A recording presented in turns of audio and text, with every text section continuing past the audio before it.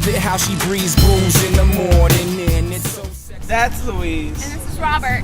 And we're at Mr. Fest. Avi. We have a morning show on KTSW called the Snooze Button, and because of that, KTSW asked us to MC Saturday night Mr. Fest.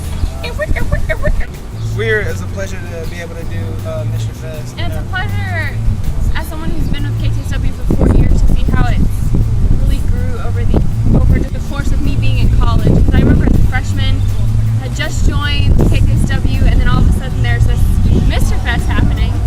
And, you know, to think that back then it was just, really pretty small bands. It was one night, it wasn't even a whole day. It was at a completely smaller, different venue, and now it's a 2-day festival.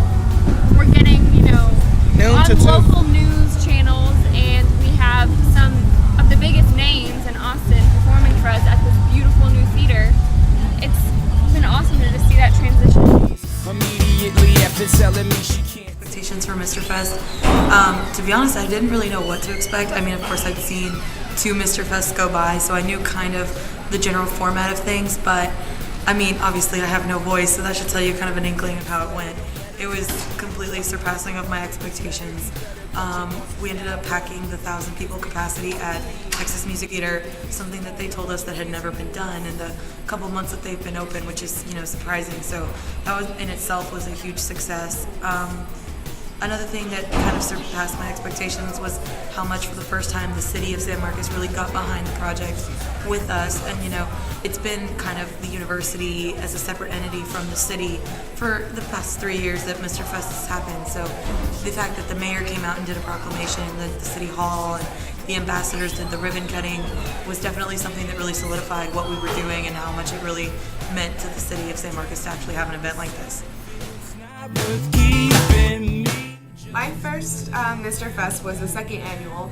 That's when Maren Hurd did it, and it wasn't too much bigger, but it had already grown in more venues and more bands. And Black Joe Lewis and the Honey Bears were our headliners, and now they're blowing up. So it's kind of cool to see that. But then the second year with Jen Kelly was the year that we added another day. We added a Friday night. And we added the marketplace on the courthouse, and it was just really cool and made it a whole family vibe as well. I hope to see a lot come within next year's. It's the 10-year anniversary and the 5th year for Mr. Fest. So I definitely think a lot of interaction with the alumni, KTSW alumni, are going to come in, and that's going to be a whole different element to the festival.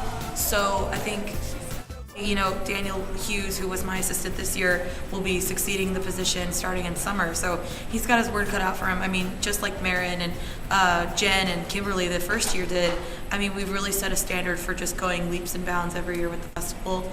So I'm really excited to see what Daniel's going to come up with. I mean, he's got some really good ideas and really good backing and support, so hopefully it'll be amazing. I can't wait to see what kind of headliners he's going to get, what's going to happen with the capacity at the venue again, and how crazy, the involvement with the city will be, I'm sure. So, I mean, just overall, I think it's going to be a huge success again, just as it has been the past couple of years. And, I mean, hopefully we can keep the legacy going of just having an awesome fest.